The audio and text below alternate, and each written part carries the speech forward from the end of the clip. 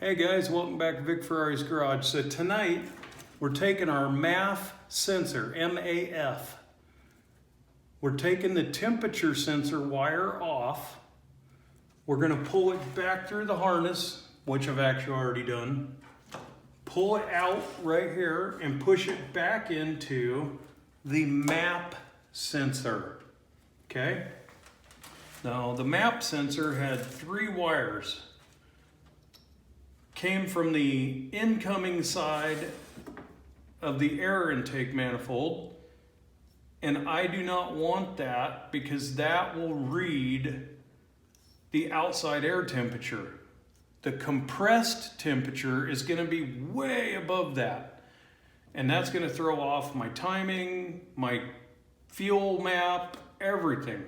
So I got to go from here to the Tmap sensor that's on the after or post side of the supercharger so that I can have the temperature after the air gets compressed. That is very important to how your engine runs. Even though there is a few people at like some performance places, I'm not gonna, say any names or, here, let me take a drink of beer. I'm not going to say any names, but those guys think that it's okay to have the air intake temperature, could be 60 degrees outside. The supercharger post temperature of the compressed air could be 250, and they think that's okay for your timing. So I really like my engine, my pistons, and my rings. So I'm moving that sensor wire over to my Tmap post supercharger, post turbo. So the way you do it is line this out. You'll see that I've got one done already. You're going to get online. You're going to find the wiring diagram for your MAP, or I'm sorry, your MAF. You're going to get your temperature sensor wire off. Then find the Tmap sensor that you have by the Bosch number, get the wiring diagram for it, and that will tell you that the temperature goes on pin 2, and then it'll tell you where your ground or your sensor wire and your 5-volt positive and your low resistance wires all go. So next one I got to do is my tan temperature. So we're going to grab that one. I'm going to bring it up, straighten out all these wires. Going to bring it up nice and tight. Figure out where I want it, which is going to be right after the first repair. Now the reason I'm doing that is because I don't want all these in the same spot.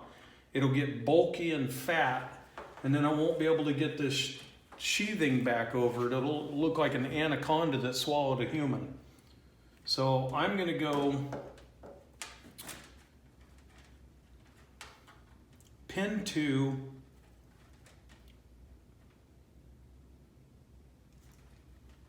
I'm going to come down, go just past the other one. We're going to cut it. I'm going to strip it. You don't have to strip much, maybe a 1/4 inch.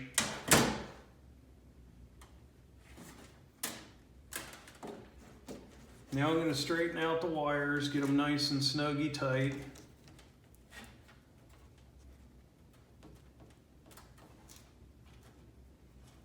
And I'm going to figure out exactly how much I need here. I am going to cut just on this side of it. I don't want to cut here, because then I'll be too short. Okay, so I'm going to go just on this side of it. Leave myself just a little extra. And I'm going to cut that puppy. I'm going to strip a 1/4 inch of it off. I am going to get, do not forget this, because then you're going to have to mess with your wires.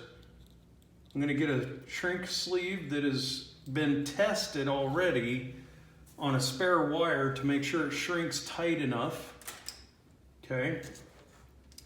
Then I'm going to give these kind of a backwards roll, and that flares out the wire. Fan it out, push them together, mix them.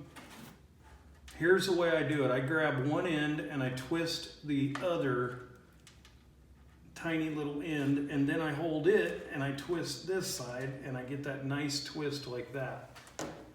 Then, again, heat the gun up, let it preheat. Don't hold it on your wire, you'll melt your rubber. You don't ever want to melt your rubber.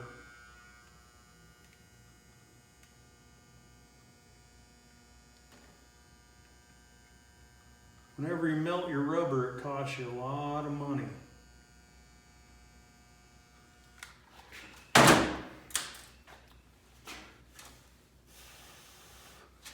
Cool it down. Don't push your heat shrink back up when it's still hot, because it'll always shrink the end of the tube and then you can't get it over. And that sucks. Move your flame around. Should probably do this with a heat gun, but flame works fine as long as you don't stop. All right. Now I'm gonna undo these. I had them tied together just to make life a little easier. And we're gonna take a look at it. So we had green to pin 4. Yep. Gray to pin 3. Yep. Tan to pin 2, and black and white. Yep. So now I'm going to take this, pull it back. I'm going to remove this tape that I put on here to hold it. All right, so we're going to slide this back up, feed it a little extra line. Let me zoom you back out so you can kind of see what we're doing. And slide this sleeve back up. Get it as high up as I can on here, make it look nice. Keep working it from the end and you'll get it all the way up there. Once you got it there, go ahead and get your electrical tape out. Get it nice and nice and nice and tight. And then don't pull electrical tape to break it off. Whenever you do that, it stretches it out of whack, and then it does not stick where shit. Okay? Cut it off. Try not to get your finger oils all over it. There we go. And that, if we did it right, should be good to go. Won't burn up the computer or nothing. So, all right, Vic Ferrari, gonna drink my beer, watch country go to shit. Hopefully Arizona gets flipped back. They believe it will. I believe it will. I believe Donald will win North Carolina, Virginia, and Georgia. Is it Virginia? No, Pennsylvania and Georgia. He may win a few others. Nevada. But if he wins those 4, he's president again. It's going to be incredibly close. There is so much cheating, and there's so much cheating been discovered that he's got a good case to go to the Supreme Court.